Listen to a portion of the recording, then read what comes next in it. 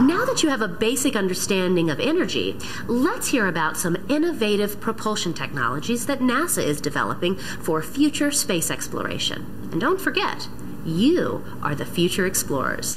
Thanks, Jennifer. Space is big. Distances to Mars and beyond are so large that when using today's spacecraft technology, we can only send relatively small spacecraft. In other words, distance affects the mass that we can send. NASA is working on a new way of powering space vehicles that will enable us to send more complex spacecraft to Mars, Jupiter, and beyond, and may even shorten the travel time. The new program is called Prometheus. It will provide a giant leap in our ability to explore our solar system. The program focuses on using nuclear power in long-distance spacecraft. The nuclear power system will create electricity that will be used for two things. One job will be to propel the spacecraft. The other will be to provide power for the instruments on board. This capability will let NASA send spacecraft to places that we currently want to reach. It would also allow us to do more scientific work when the spacecraft reaches its destination and could even help speed up travel through the solar system. Many space missions have used nuclear power.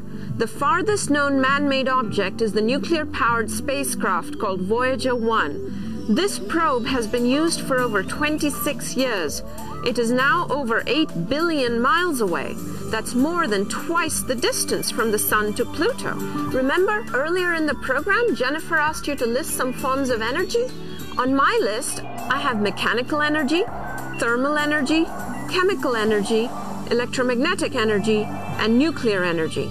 Project Prometheus will be using nuclear energy to help power the spacecraft. Nuclear energy is the energy stored in the nucleus of an atom. In a nuclear reaction, a tiny portion of an atom's mass is turned into energy. Scientists are studying two different ways of using the energy stored within the nucleus of an atom. The first approach is to take an atom that is naturally very unstable, which means that the atom wants to change into a different, more stable atom. During this change, the atom releases tiny particles causing the material to heat up.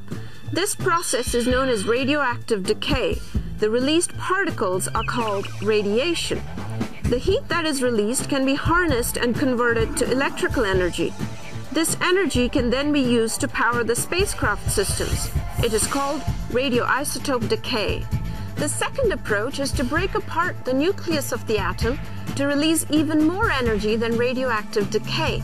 This process is called nuclear fission. It is used in nuclear power plants all around the world to produce electricity. Nuclear fission systems can generate large amounts of power. Think of this comparison. A radioisotope power system could create enough power to light a few light bulbs. A nuclear fission power system could create enough energy to power a laundromat. This increased amount of energy means that a nuclear fission energy system could do more than just power a spacecraft's scientific instruments. It could also be used to run the engines that propel the rocket. NASA hopes to use this technology soon. In fact, it's already working on the first probe to use this technology. This probe is the Prometheus 1 mission. This mission will use a nuclear fission system. This system would provide energy for both spacecraft electrical power and propulsion. Prometheus 1 would orbit 3 of the larger moons of Jupiter: Callisto, Ganymede, and Europa. Europa is one of our solar system's most fascinating celestial bodies. Europa's surface is completely covered in ice, but scientists believe that the solar system's largest oceans could be hidden under that ice. If oceans are indeed present, there is a possibility that life could be found there.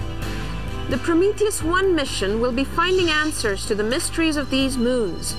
One day, the same power and propulsion systems used on Prometheus 1 could be used to send probes to other far-off places.